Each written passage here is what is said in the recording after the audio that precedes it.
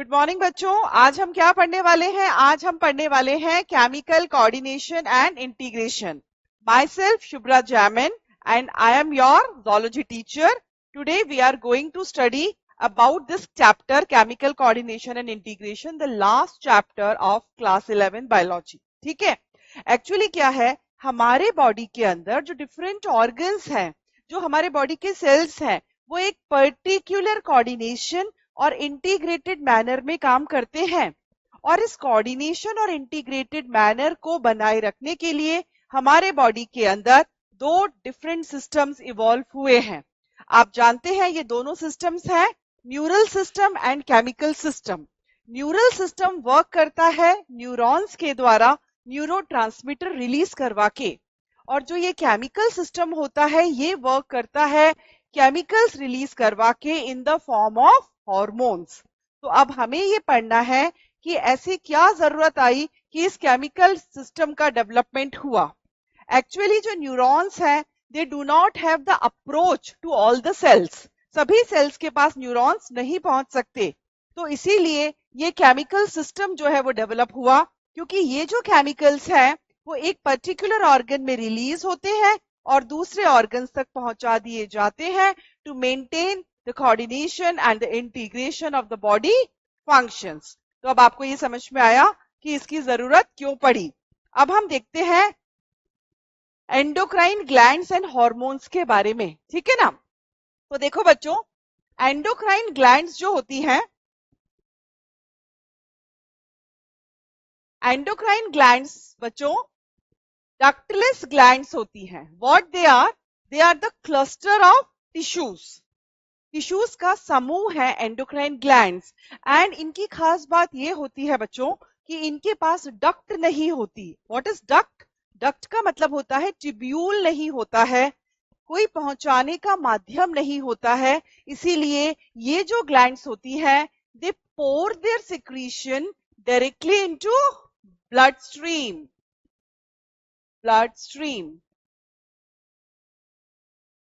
और blood stream से इनके सिक्रीशन को पहुंचाया जाता है कहां पर बच्चों?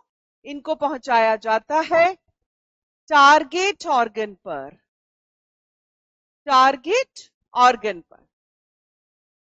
तो अब हमें यह समझने की जरूरत है बच्चों कि वो क्या है सिक्रीशन। वो सिक्रीशन है हार्मोन।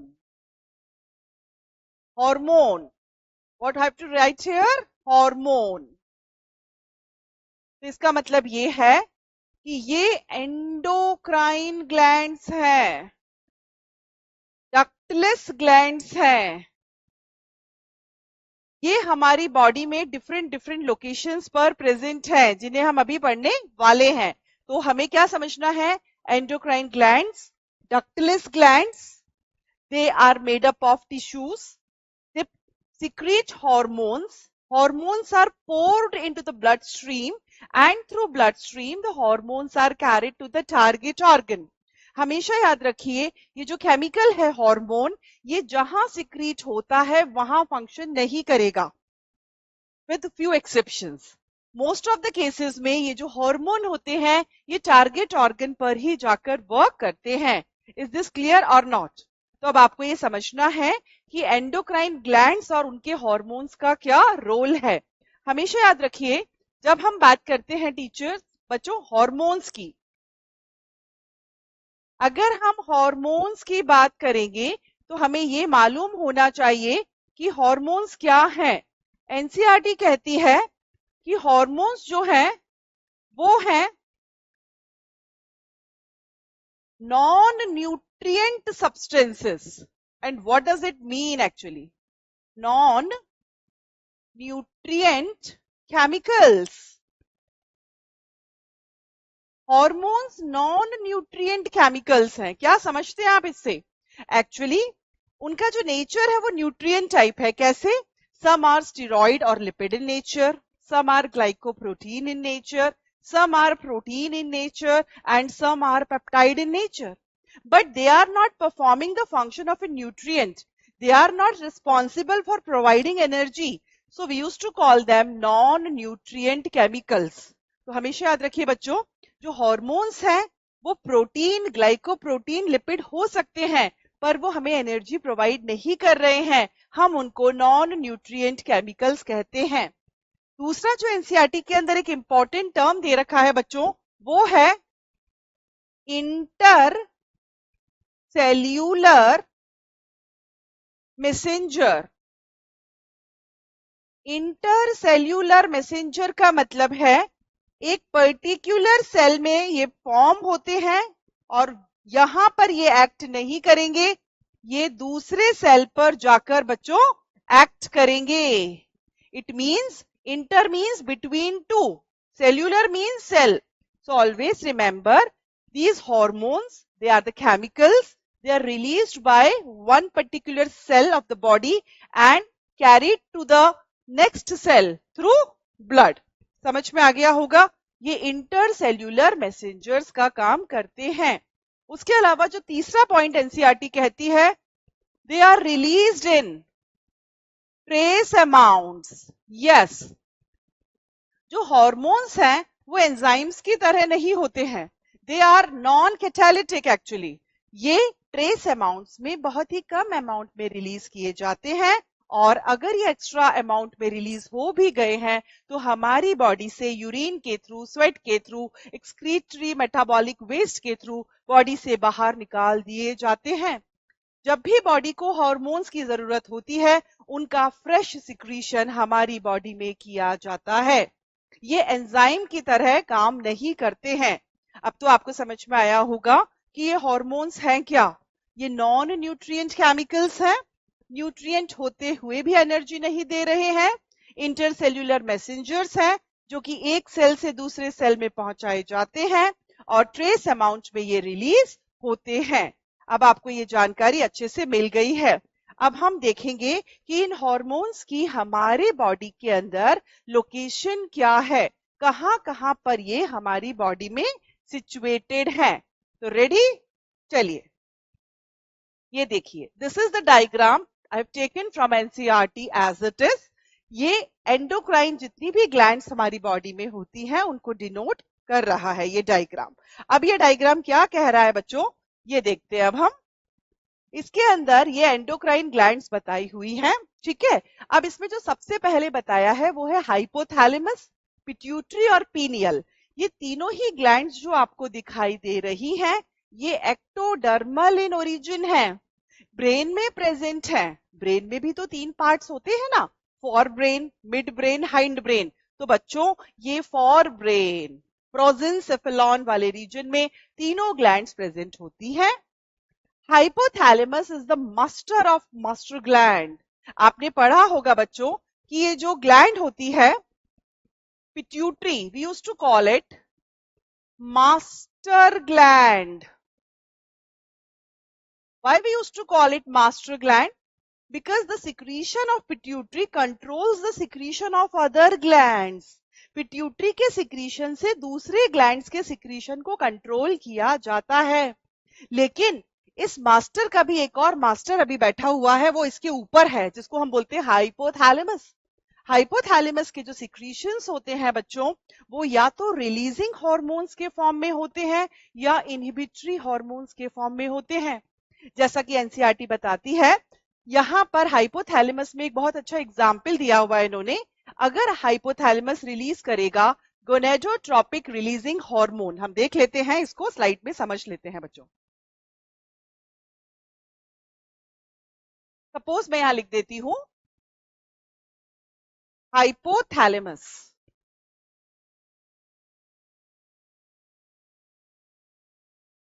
हाइपोथैलेमस। अब ये master of the master gland कैसे है देखिएगा।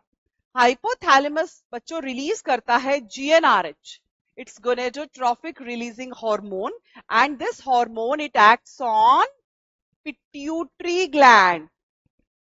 ये पिट्यूटरी ग्लैंड के ऊपर एक्ट करेगा और पिट्यूटरी ग्लैंड से कहेगा कि तुम सिक्रीट करवाओ gonadotropins. Gonadotropins are the 2 hormones in the form of FSH and LH. Got it or not? So it means ये एनसीईआरटी में बिल्कुल क्लियर दे रखा है। ये जो बॉस है वो हाइपोथैलेमस है, वो पिट्यूटरी ग्लैंड को कंट्रोल करता है। जीएनआरएच सिक्रीट करके पिट्यूटरी से गोनेडोट्रोपिन्स को रिलीज करवाता है, और फिर ये जो गोनेडोट्रोपिन्स हैं ये एक्ट करेंगे कहां पर? रिप्रोडक्टिव ऑर्गन्स के ऊपर। अगर मैं बात करूं एफएसएच की, तो मेल्स के अंदर FSH is responsible for spermatogenesis, production of sperms. और अगर मैं बात करूं फीमेल के अंदर, तो ये एफएसएच रिस्पॉन्सिबल होता है बच्चों फॉर द सिक्रीशन और the production of ovum. We used to call it oogenesis। अब आपको समझ में आ रहा होगा, ठीक है ना? तो इसका मतलब ये है जो हार्मोन रिलीज होते हैं वो वहां पर काम नहीं करते हैं, वो टारगेट ऑर्गन पे ही काम करते हैं। हाइपोथैलेमस के हार्मोन का टारगेट ऑर्गन पिट्यूटरी ग्लैंड है, पिट्यूटरी का जो टारगेट ऑर्गन है वो है रिप्रोडक्टिव ऑर्गन्स। अगर हम बात करते हैं बच्चों यहां पर एलएच की, तो ये जो एलएच हार्मोन होता है वो मेल के अंदर सिक्रीशन करवाता है टेस्टोस्टेरोन का थ्रू लेडिक सेल्स, और you can call them the interstitial cells. Got it? और फीमेल्स के अंदर it is responsible for ovulation to take place. Ovulation के लिए मेनली जो हार्मोन है वो रिस्पॉन्सिबल है एलएच। तो मैं आपको ये बताना चाह रही हूं कि hormones are secreted somewhere else and they act somewhere else. तो अब आपको ये चीज बिल्कुल क्लियर हो गई होगी।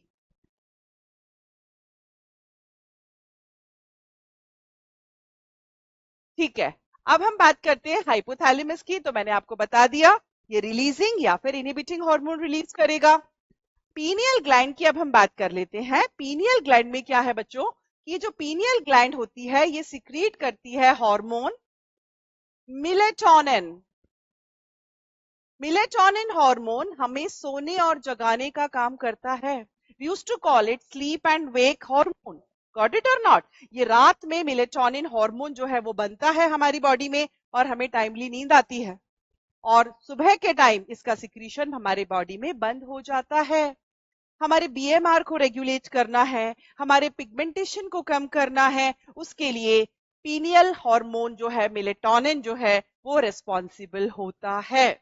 हमें डिफेंस कैपेबिलिटी भी मेलेटोनिन ही प्रोवाइड करता है। गॉट इट और not? So it is very well mentioned in NCERT. Pituitary की तो क्या तारीफ करें कि पिट्यूटरी में तो बहुत ही खास बात है। तो पिट्यूटरी को तो हम थोड़ा सा अलग से यहां पर ले लेते हैं बच्चों।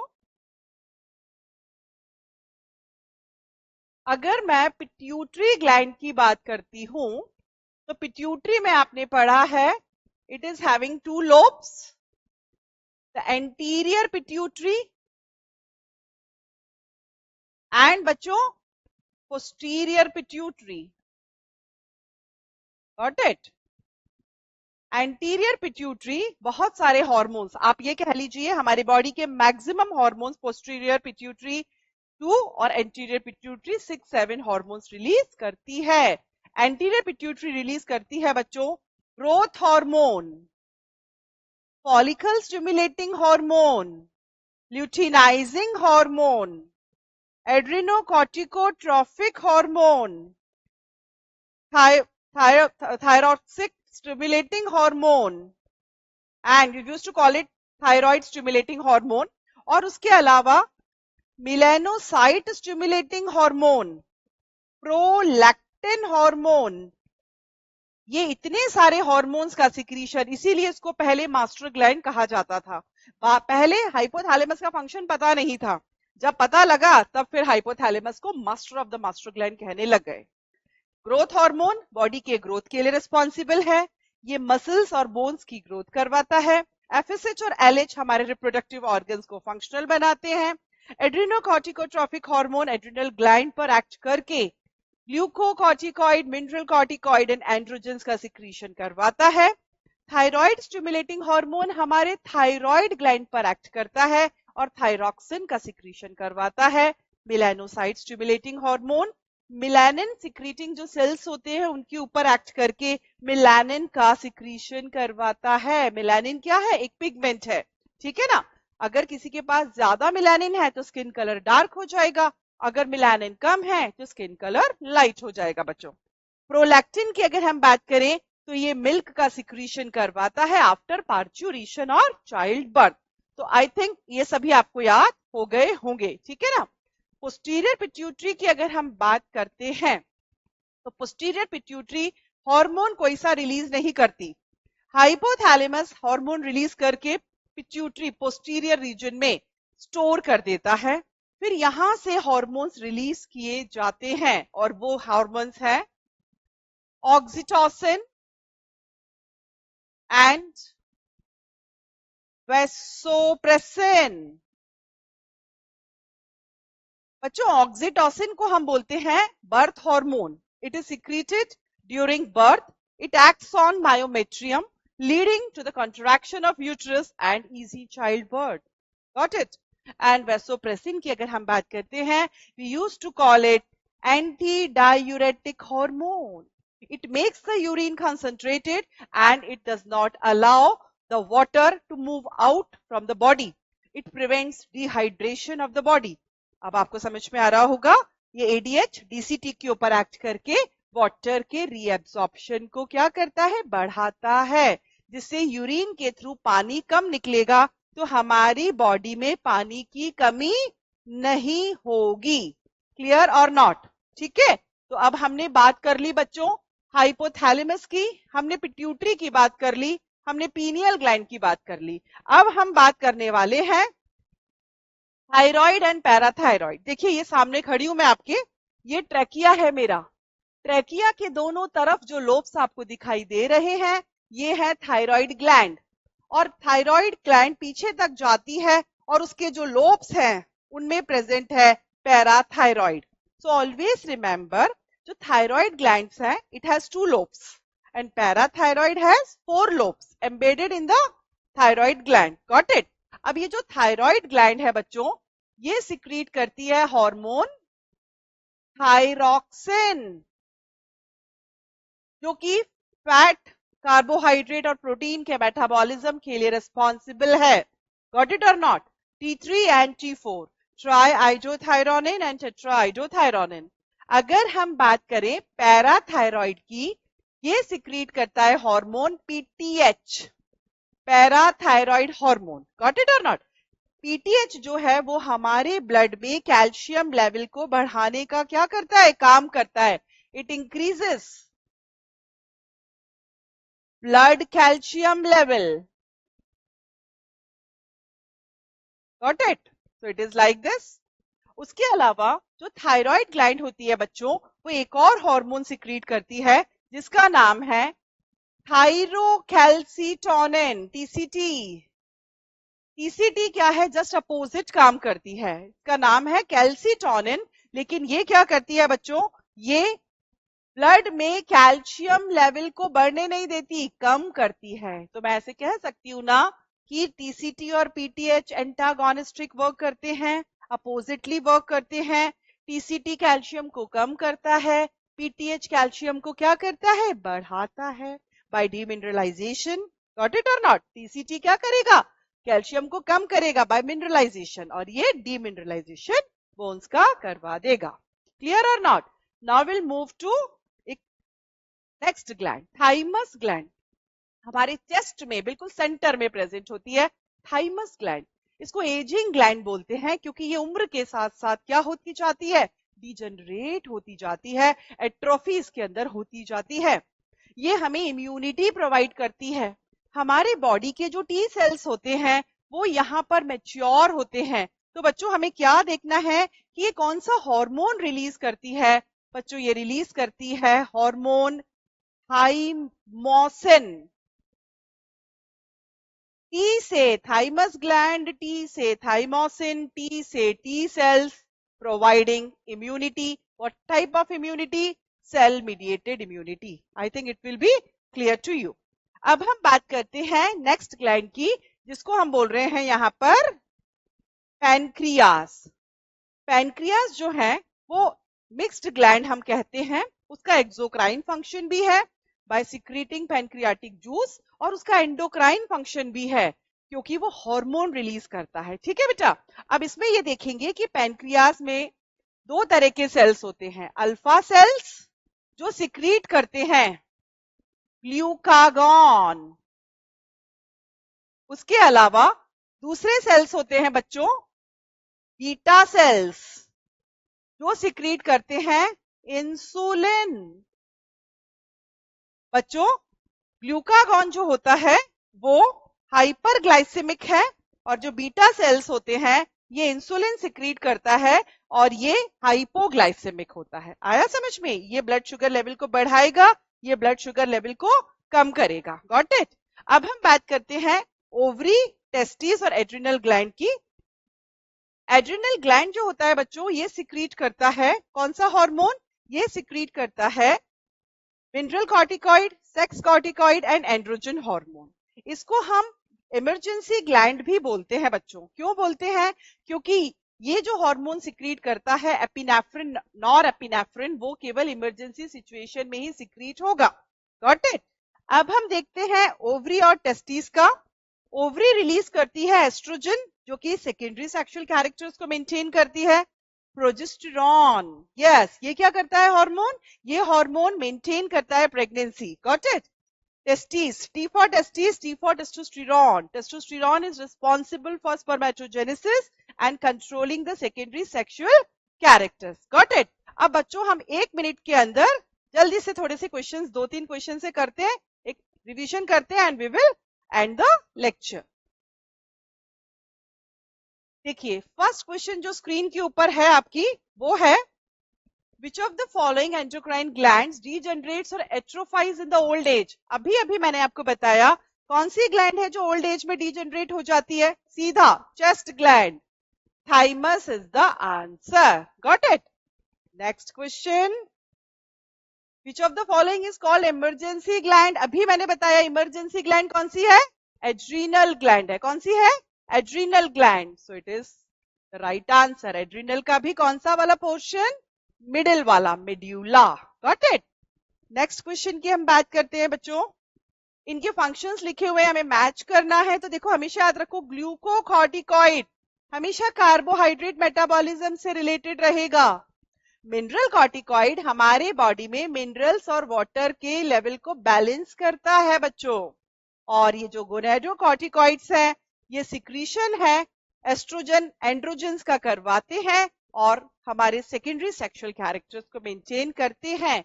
सो A is 2, B is 1 and C is 3. What will be the answer? This will be the answer. Next, last question, it is on the screen. Which of the following tables represents the pancreatic cells and their secretion? Yes, अभी मैंने आपको बताया pancreatic cells में alpha जो sales होते हैं वो secrete करते हैं ग्लूकागॉन, हाइपरग्लाइसेमिक हार्मोन जो शुगर लेवल को बढ़ाता है ब्लड में, और बीटा सेल्स इंसुलिन जो शुगर लेवल को क्या करता है बच्चों? कम करता है। दोनों एंटागोनिस्टिक वर्क करते हैं। तो मुझे लगता है कि आपको ये लेक्चर समझ में आया होगा। रिवाइज करिए, एनसीईआरटी पढ़िए and we will meet in the next lecture. Thank you so much.